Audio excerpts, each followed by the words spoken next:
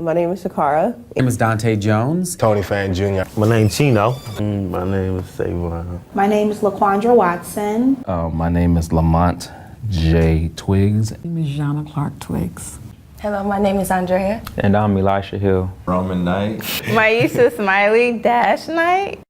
This is their stories, and this is their reactions and realities. What does love look like? We will be exploring what love looks like, what love sounds like, what love materializes as. It was once said that the most revolutionary thing that a black man can ever do is to love a black woman.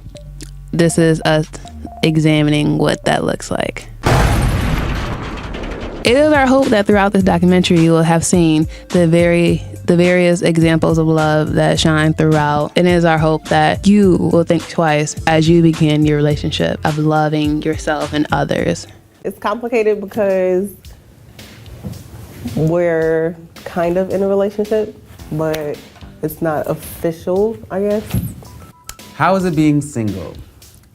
So there's probably two answers to this question. Hello, what's up? My name is Tony Fan Jr. I'm from Detroit, and I'm actually very single, but won't be for long. I'm excited. My name's Chino.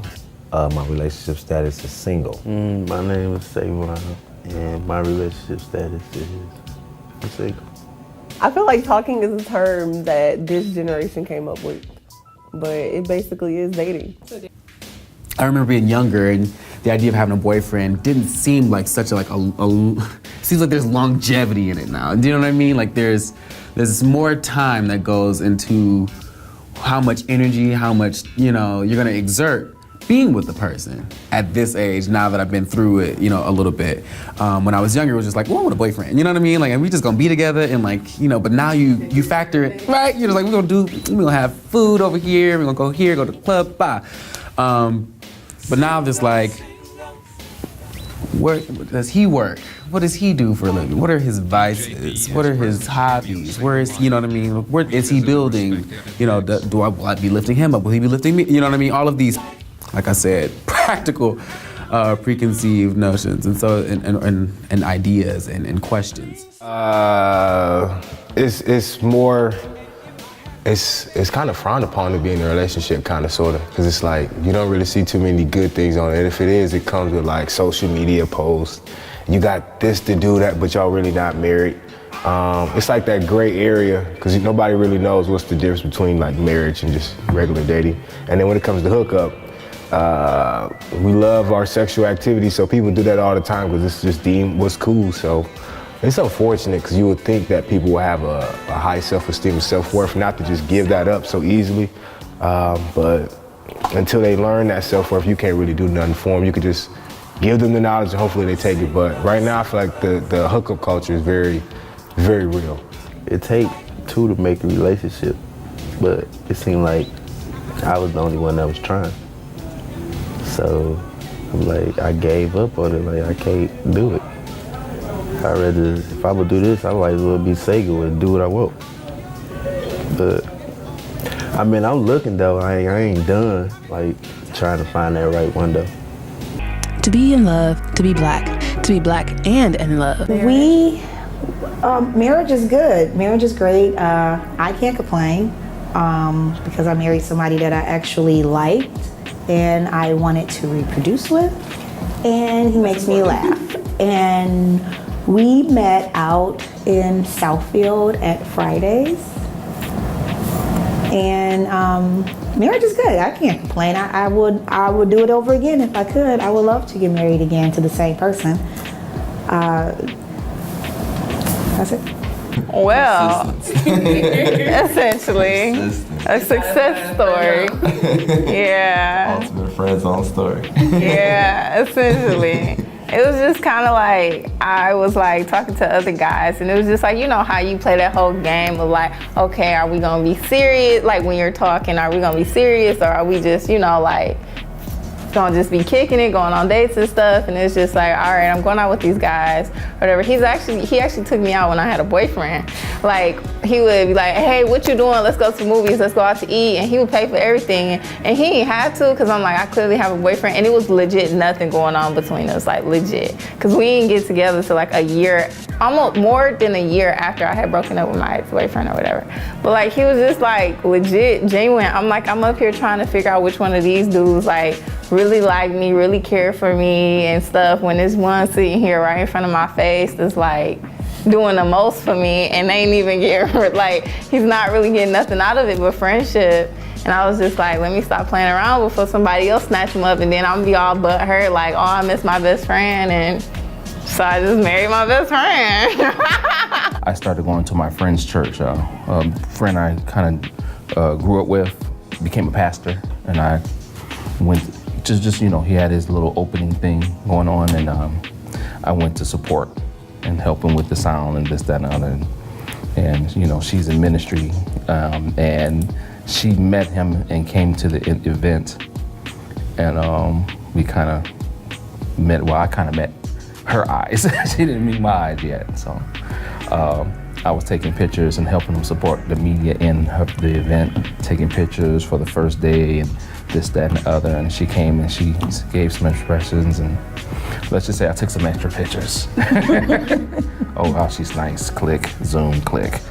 So that's how we met. Dialogue built from there. Everything else is history. Oh. Tell her, babe. Tell her how we met. Yeah. Tell her. It's kind Okay, this is a little bit raunchy. Yeah.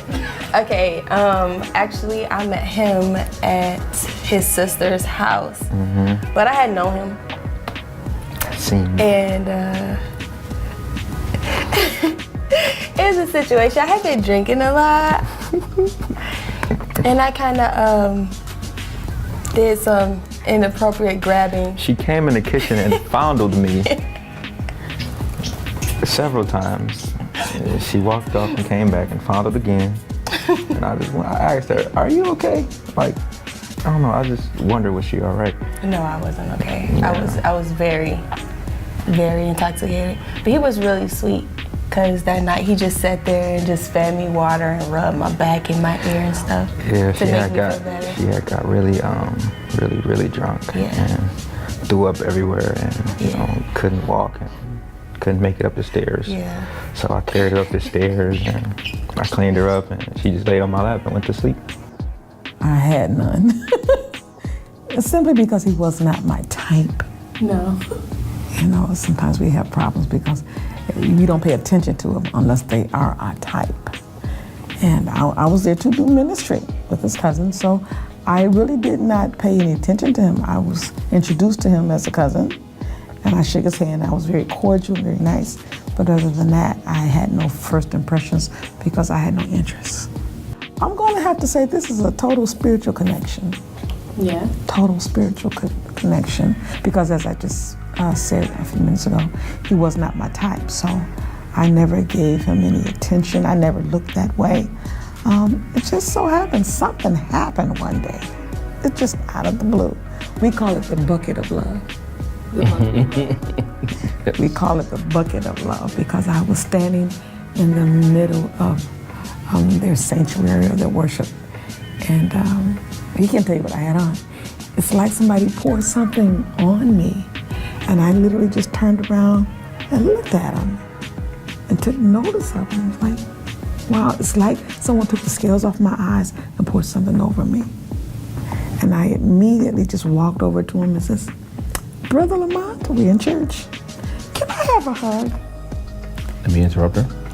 She did not walk. She floated. Yeah, she floated over to me. I did not see her legs move, and then you know she's there. And again, I'm supporting my friend. He's married to my cousin. That's why I just said cousin. And I'm just wrapping up sound system equipment and things like that. And oh, hey, how you doing? You notice the height difference. And she asked for a hug. Continue. And after, while we was hugging, I said, "Don't give me one of them old church lady hugs." I was like, challenge accepted. Mm-hmm. Yes. And she took that hug home. Yeah. That was a defining, pivotal moment of our eternity. Because he hugged me, and I was like, Afghan-changing hugs. Yeah, yeah. You begin to notice the broadness of the shoulders, and I believe, and I haven't said this before, but it's something spiritually that I believe took place because our hearts were connected to each other. From that point on. Yeah. Yeah, he was standing with a friend, and I was speaking with someone, and he was waiting for me to stop talking to somebody else, I believe, and he came up to me and said, I want to have a drink, and I told him no, and we ended up talking, but he was really nice, and we met up the next day, and we hung out the next day, and before I knew it, all my weekends were snatched up by this guy. I don't know, you want to chime in on that? Okay, well, we were hanging out, because I'm gonna be honest, we were hanging out and we had just like hung out and we were just sitting on the sofa and we were about to eat and he was like, oh, we should get married. I'm like, okay. He's like, no, for real. And I'm like, are you proposing to me? He's like, yeah. I'm like, sitting down next to me? And he's like, yeah. I was like, I guess so. Yeah, sure. So it wasn't the whole down on one knee, will you marry me? No, it was straight up like, we knew we wanted to be with each other. We knew we liked each other. We talked about it. So when he asked me, I knew he was for real. He was like, yeah, we should get married. I'm like, okay. So this kind of happened like that. And we went ring shopping and he let me pick out my ring. So it worked out. Everybody deserves to find love. I would want to see a strong couple. Not everybody, what they call it, power couples, or what was it, relationship goals, but then it'd be like materialistic and kind of BS. I hope we can like look in our family and find it, because I feel like that's where it counts. Like seeing that in your family. You see that in your family and then you can emulate it in your relationships with your partners, and then you can grow up and have a strong family yourself. Know yourself before you get in any relationship. Don't lose yourself once in the relationship, and help promote the person you with.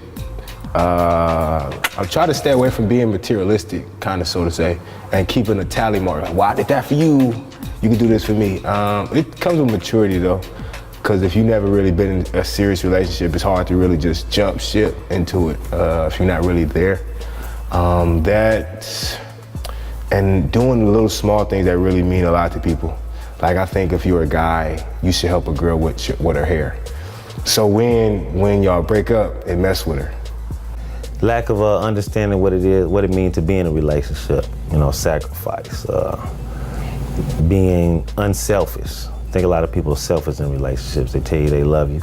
All the time, they love what you're doing for them, what they benefit from you. So I don't think people know what love is or know what it means to be in a relationship. Yeah, like I feel like you're supposed to learn how to be happy by yourself before you can be happy with somebody else. Like, because if you're not happy by yourself, you're gonna depend on that person for happiness. So it's like if they're not there, you're unhappy. For my generation, us millennials right now, we're a lot more practical, and the idea of a relationship, because we're more practically minded, is, work. So you bury yourself in work? I mean, I distract myself from the loneliness with work and productivity, but at the end of the day, being single right now for me is just, it's more functional than being in a relationship, because there's the whole idea of like getting to know a person and like, this just seems like work, you know what I mean? And plus, I don't know, I feel like over the years, our community has kind of learned that our 20s is to get to know ourselves completely before we enter that 30 mark.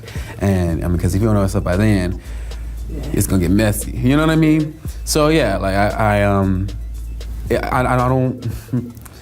I wouldn't prefer to be single. I don't think anyone would, but there is a practical comfort in it. I'm be very honest. I mean, I don't know if I want to call it love, but I ain't been in love, but I had loved somebody.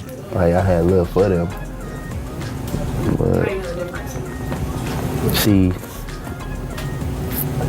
how I figure, my difference is being in love is like eternity, like being with them eternity. But got love for somebody, like meaning you there whenever they need you, and you jump whenever they need you. But I ain't never been in love. I got love for a lot of people though. So there's this whole thing about Kodak Black and his whole, I don't like black women, I only like red bones, I don't like light-skinned women. And then he was saying how he only likes light-skinned women and red bones because he doesn't like his own skin complexion. And so the whole big thing is, I don't really, I'm not mad at him per se, because he doesn't like himself, so how can you expect him to like anyone else? But I do think that's problematic when he is spreading hate among other people, and just because he doesn't like himself doesn't give him a right to use his platform to continue to spread hate onto other people who are also balancing issues when America doesn't like dark-skinned people as a whole. And so I think that we should all just not get mad at him, but we should all just give him a hug and give more leniency to him and going through what he's going through, because it's been reported and there's been many studies shown that dark-skinned people have it harder when it comes to job applications, when it comes to standards of living, because people often put darker-skinned people at a disadvantage by making them out to be lesser than people. This is us examining Black love. I knew I loved him when I was willing to do for him. Love is never selfish. Never selfish. When my heart said, I want to cook a full meal for him.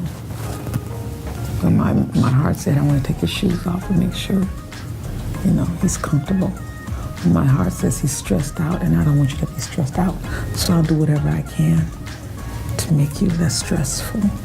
My heart, my feet, my stomach, we're all good. My mind, we're all good. When a person loves a person, they do without reservation. They don't have to be told what to do. They'll just do. So I knew I fell in love with him when I was looking forward to coming home from work and cooking a dinner, telling my son, okay, we're gonna have company, take care of my son. And I fixed his plate, but I told him I was prepared. So when I knew he was coming over, I set the table, I chilled a glass. I don't mean make hot dogs and chips. I love to cook. I was already making hot dogs and chips. Civil rights movement started with the black man, the black woman, and the black child standing together, trying to plead for freedom, justice, and equality, and more benefits in the country that they had built. They threw the white woman in there with the women's liberation movement and made it a woman against man thing. That created a big separation between black men and black women, because then everybody started going for self. Then they bring the welfare system in and tell us in order to feed and clothe and house our children, we have to give up our man. You have to put the man out of the house. When the white farm wife goes to the government for subsidy for the farm, they don't tell her to get rid of the farmer, they keep that family together. But in the black community, they make it a requirement, because they want to keep endorsing into the black community that the black man is no good. I love black men. Why? I feel like there's a power in black men that you don't see in other men. There's just, when I see a black man, I think of them being strong and powerful. I don't always see that when I look at other cultures, but with a black men go through a lot, especially in America. So I don't know, when I see a black man, it just makes me happy. And then do you think that black men like black women or love black women? A lot of them do. For example, I worked with a guy at the post office, and he told me that he would never date outside of his race. He loves black women. So he will only date black women. He says, they're just beautiful and powerful, and that's what he loves. And other cultures are beautiful, but they just don't do it for him. I've never dated outside my race, but I have had sexual relations with people outside of my race, women. Were you married? No. Why? Because I want to have black babies. Why? Because I want my kids to look like me. And since I felt like I have black pride now, or whatever you call us, pride in myself, I want my kids to have that too. I don't want my kids to have more of an identity crisis, because we already have an identity crisis. So if they go outside their race, it's gonna be pretty rough for them. It's pretty rough. I believe that black women have a lot more potential than the black men give them. I believe they are a lot stronger than we admit them to be. There are a lot of them that are hurt, and I think some of the hurt carries over, and you know what? That's the same both ends. The hurt carries over, and you never reset or learn to reset, so you can move on, and those things become damaging in the next go round. You know, but I think black women are the strongest. They're fought with they're challenged with a more heavier statistic being women and then being African American in our country. Mm-hmm. So, and if you look at it, I heard this statistic a long time ago, and I don't know if it's true or not, but I would doubt it was close to true. Somewhere in 2014, they said for every black man that was going to prison, there was a black woman getting a degree. It was at that point, because there were a lot of African American women getting bachelor degrees and things like that.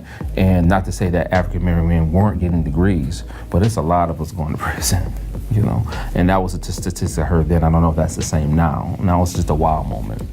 So that lets you know the men are not there, but the women are achieving. So that tells you something, you know, for them, in that aspect of an African American male can step his game up and be with the queen who is already there. Once they meet in the middle, how much damage they can do to the world is amazing.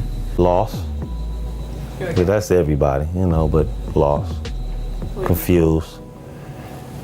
They don't know what they want, really, you know. They expect too much, I think.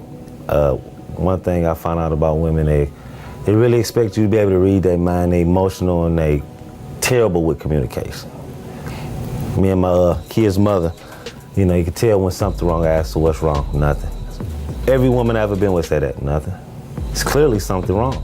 If you tell me what's wrong, we can fix it. Refuse to. Nothing. Nothing's wrong. Damn shame. I tell you, being a black woman, be strong, they say. Support your man. Raise a man. Think like a man. Well, damn, I gotta do all that. Who's out here working for me, carrying my burden, building me up when I get down? Nobody. Black women out here trying to save everybody, and what do we get? Swagger jacked by white girls wearing cornrows and bamboo earrings. Ain't that a bitch? But we still try. Try to help all y'all, even when we get nothing. Is that admirable or ridiculous? I don't know. I know me sitting here is ridiculous when I could be helping, but you don't want my help. You want to do it all by yourself. Mr. Big Strong Black Man. God forbid you let a sister like me help you out. No, you don't want that. Don't let me put you on my back when you fall. Wipe the crust out of your eyes. Put a pep back in your step. Because when we do, you resent us for making you better, smarter, stronger. Then drop us so you can be with someone basic. Someone without all that baggage you left us with. But we still try.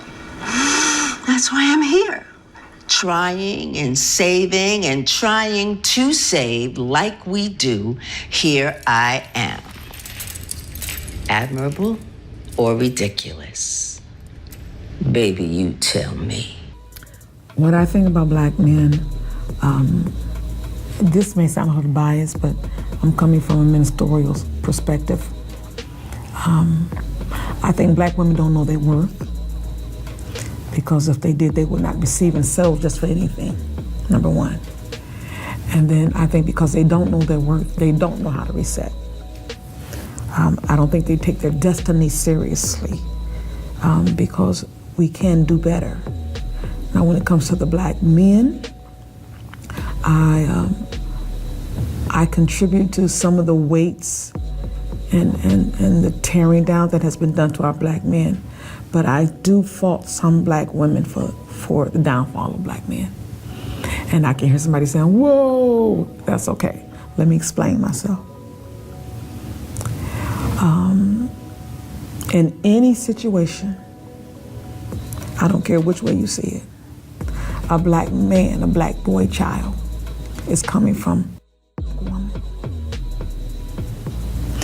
doesn't start when he gets grown. It starts when he's birthed out from a black woman. How is that black woman raising that black boy? What is she displaying in front of him? What is she doing? A lot of our black men are in jail. Is it because there's no father in the home? We can't definitely say that because there's a lot of single family homes and there's a lot of people who have made themselves something in a single parent home. But now, what has really happened? Who do we blame? Who's at fault for some of the way that our black men think and feel and the way they come forth? I'm going to give it to the black women. And I'm going to say that because they have not reset. I have a 12-year-old son. He's a 3.89 student. Was just inducted to the National Junior Honor Society. I hug my son. I tell my son I love him. I don't call him stupid. I don't hit him upside his head. I don't call him names out of his name. I don't do that. I don't baby him. Well, he may say I do sometimes, but I give him chores. And the most important thing, when he does well, I compliment him, I congratulate him, I boost my son. My son showed me his progress report Friday.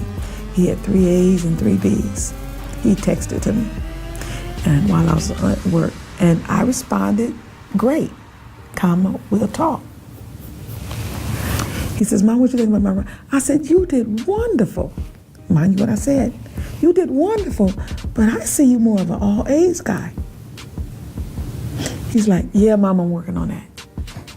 So did I beat him down? No. Did I scold him? No. Did I encourage him? Yes. But did I congratulate him and push him for what he did? Yes. Another thing you did was he took your validation as a challenge.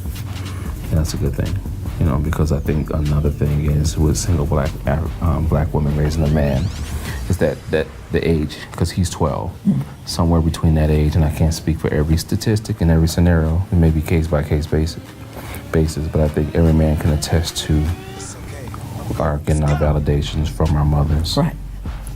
And the whole thing, men aren't allowed to be men. Like, they're always hard, but they're never allowed to be soft. And guys have emotions, and so we should let them show their emotions.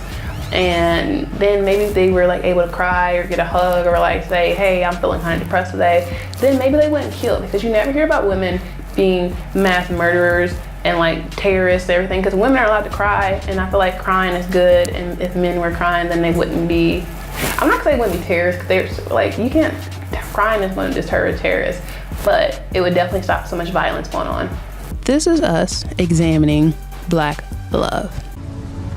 You give me hope that there's still some good men out there. It's real because you have to know in your heart who you want to be with. If you don't want to be with a person, don't commit to a person. Don't be with a person because you have children. Don't be with a person because you think it's status quo. You know, be with a person because that person makes you happy, that person makes you smile, that person actually cares about you, what you want to do, and they like being around you. They don't want to just use you up. They actually want to care about your future. They want to make sure that you're going to school and getting your credits, where you're furthering your career and you're being a better mother, a better wife. It's possible. It's definitely possible, but don't just be with that guy that you think, or that girl that you think, oh, she's so cute, oh, she's so fine, or he's so handsome, he has a nice car. Okay, but that stops there, because then it's what's next? Find someone that you can have that what's next factor with and do it together.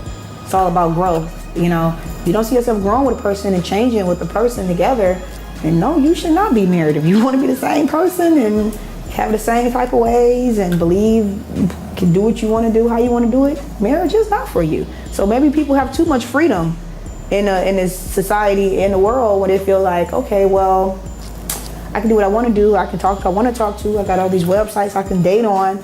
But if you don't have any structure of discipline with yourself, then no, you will not be married. And yes, it always will look overrated, and it always will look like it's something you don't want to do. But if you don't have that stigma on you and you let yourself flourish and let yourself be open to be with somebody that actually wants to be with you, then yeah, it's absolutely possible. Stop chasing people that don't want to be with you.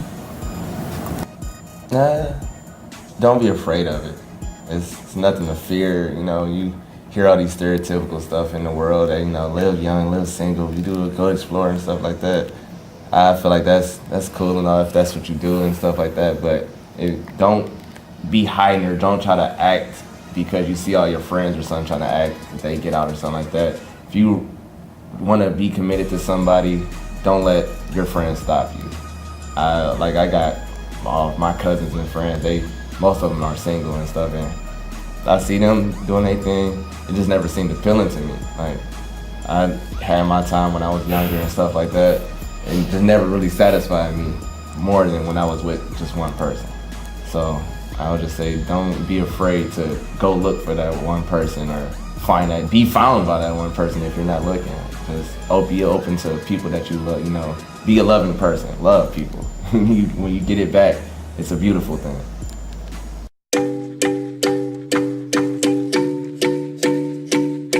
Honestly, the best advice a man gave me was at the post office, and he told me, he was like, you don't need to fall in love right now because you're too young and it will hurt you and it would change you.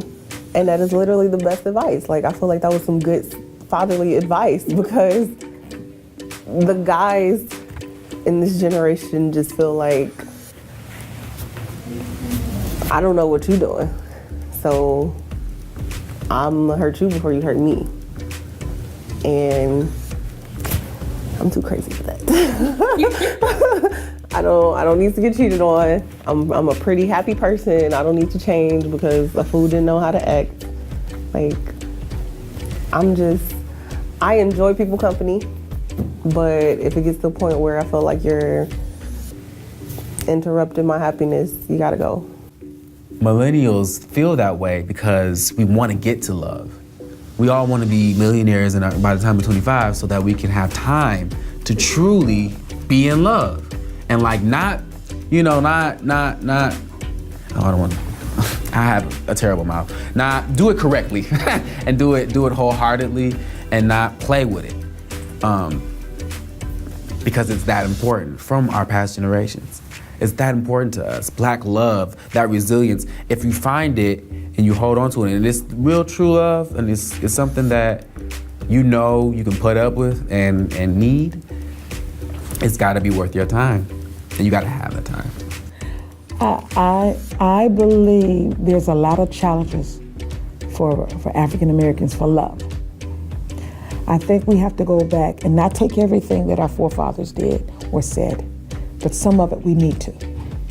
We need to recognize first who we are to ourselves, and then recognize who we are and who we can be to each other, and not let society and their way of thinking affects us. We cannot simulate to everything that the other society wants to happen. Look, I'm an African American woman. What may work on that person's face will not work on mine. I have a different skin tone. The pigment of my skin is different. So I have to use and stay in what works for me. And once we do that, once this generation get that, I think they've gotten outside of the box trying to find something better because they've been told that they can have better. Well, the better is you. The better is within you. So with that, until this generation understands who they are, until this generation really wakes up to what they're about, and let nothing and no one derail them from where they're going, they're going to have some problems. They're really going to have some problems, and I'm praying for them. The most important love I think you can have is self-love. Once you really love yourself, then you won't put up with a lot of foolishness, and then you'll be more attracted to somebody who can help elevate you. You'll know if somebody loves themselves. And then that'll be something that will be like a powerful relationship. And then you'll still have your ups and downs, but definitely start off with your foundation, loving yourself. Don't get caught up in things that don't matter. And truly when I say be vulnerable, I don't mean be gullible, but be open and be honest about how you feel. And it's a different timetable for every person, but definitely when you're in a relationship, just be honest. keep growing on honesty, because that'll make your everything mean more, because our relationship's supposed to be about energy and sustainability, and then passing on knowledge to the kids. So I think we should study what that means, or like vibrations, or what it means to actually connect, because we don't raise our kids to be compatible with the opposite sex. We tell boys to do this and tell young girls to do this. We really hold women to a high standard, like we want to, but we're really, like every man, I'm sorry, I'm going way off, but every man really wants a good woman. But when he gets her, only a few really can amount to being a good man for her. And then a few be like, yeah, no, I'm gonna just mess this up real quick. And they mess her up now. And he really did like her. He really did love her probably, but he wasn't ready, because he wasn't really, like, he didn't have self-knowledge, or he wasn't a real man for her. So now she has probably a little bit of a slight bias towards people like that, or men like him. So I feel like as a man, before you really get in a relationship, you should really ask yourself some deep questions, because everybody reflect that night. Ask yourself, are you really ready for this? What is the end goal in this? What do you want out of this? And if you can be honest with that, then the relationship, I'm not saying it'll last, but you'll get more from it. And if we do that more, I feel like our relationships, at least for our generation, we can get it going in the right direction. So our descendants can be like, yo, thank our grandparents or like our parents. I mean, they really got it together, because Black people got a long way to go. My final thoughts on love is, let it stay alive. It's real. Let it shine. Let it be known. Don't hide it. Show PDA. Kiss your husband in front of your family. Hold hands in a grocery store. Give him a kiss at IKEA, or, you know, just do things to show people that you really do appreciate that person and you value that relationship and that feeling.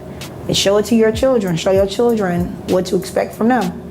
As far as Black people, I think us as Black people, we need to open ourselves up to more opportunities when it comes to love. We hide our feelings about what we really feel about a person, and we a lot of times we waste that opportunity.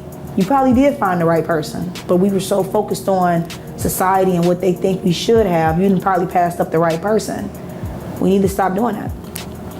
And as far as just advice for people that want to be married, don't change who you are. Be the person that you are, and someone would appreciate you for that.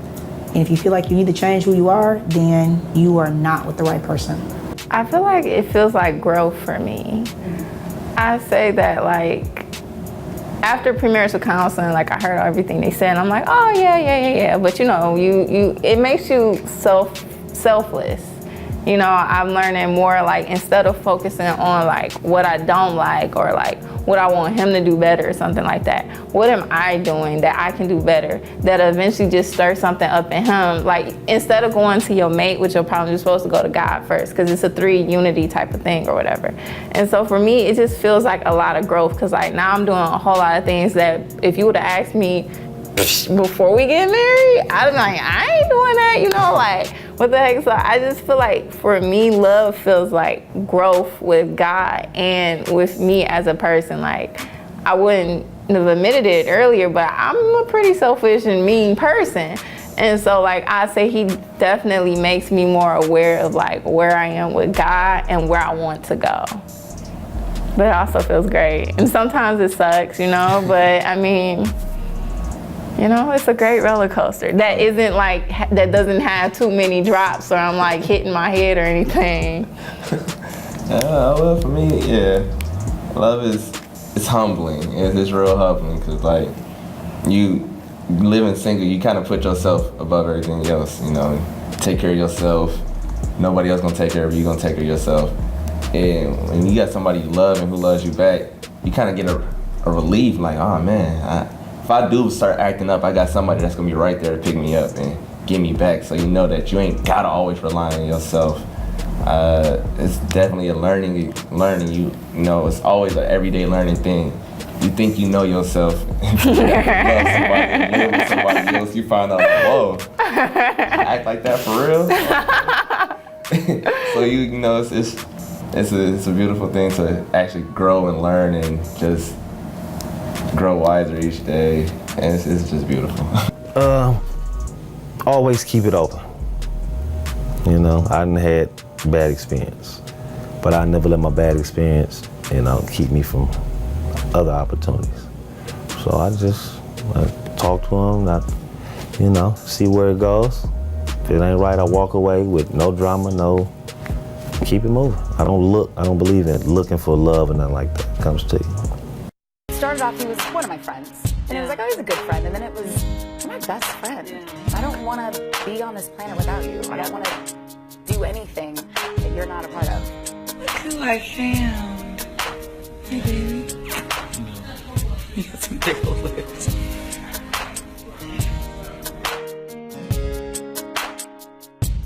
Does Gabrielle make your eyes light up? She does. She makes my eyes sparkle. Why you wanna mess with me? What? Leave me alone. Please go take your makeup off. We legit enjoy each other in a way that's probably not healthy for us. We're like junior high school best friends where you like sync your schedules, and if one person's like sick, you're like, I don't want to go to school today.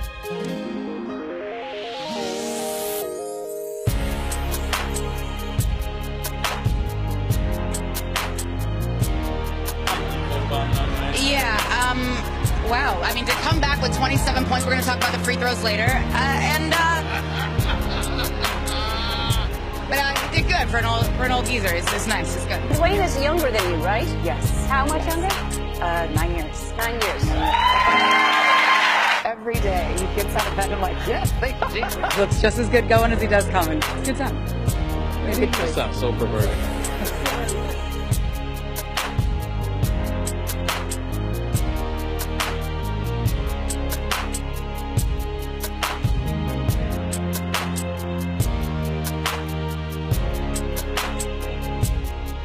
I miss him before I even leave the house. Her love is deeper than just me. We're a family, and we're growing as a family every day. It's strong. We love strong. Period. Period. Our people, we've been through a lot. That's not even take it all the way back to what we endured in slavery and the times leading up to now. Let's just take it as me and her. We've both been through a lot as people. Yep. So it makes us not make us more open to love. We fight to love each other more. You know, it's nothing I won't do to see her smile. Even if it's bringing a fake flower home, I'll bring a fake rose home. And I smile. Just as hard. Because the thought counts. It's just as hard. For me, I'm a simple Me and girl. her, we slept in abandoned houses together. Yeah. Just to be with each other. Yep. We didn't have no water, no electricity. Our first apartment was a studio. Was it a studio? This is before the baby. No. The studio, we just, yeah. I don't know, black love is really what makes it between us two. We black, yeah, obviously. The love is what we make it, Yep. We try hard to love each other. Yep. And that's real love to me. And we trying to be with each other. Yeah. And it's not hard either. I don't gotta try hard to love her. It's a simple decision. Yep. I think, like they were saying, it's an action word. I believe not only love is not action, but it's a choice at every step of the way. Because me, being the type of person that I am, and I am black, and I am a woman also, so I don't believe in that whole you stay with him because you have kids with him. No, you stay with him because you want to stay with him. Because you raising your child with this man has nothing to do with y'all being in a relationship. The child doesn't have nothing to do with me marrying her or me still wanting to be with her. If I decide that tomorrow that I didn't want to be with her, I love her enough to leave. Because I don't want to put her through the pain of not having to hold me, I could still raise my son from wherever, and I wouldn't, take what we going through out on him. He has nothing, even though he's a product of our relationship, he is still his own singularity. He has nothing to do he's still an individual. with me and her. This is just our son. Yeah, he's still an individual in this circle that he deserves us regardless. They're free to gather. Right.